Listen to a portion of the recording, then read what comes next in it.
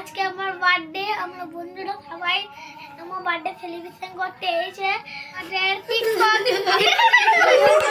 এই হাসি আর মজার মাধ্যমেই শুরু হয়েছিল আমাদের ওয়াসিমের বার্থডে সেলিব্রেশন।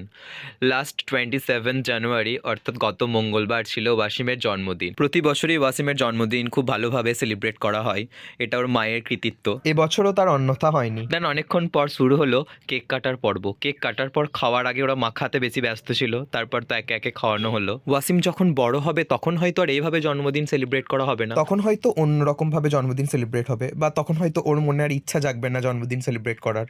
কিন্তু ওর মনের মধ্যে যে একটা স্মৃতি তৈরি হচ্ছে এখন, হ্যাঁ আমার ছোটোবেলায় আমার আব্বু মা আমার এইভাবে জন্মদিন সেলিব্রেট করতো, এই স্মৃতিটা ওর জীবনে সারা জীবন থেকে যাবে।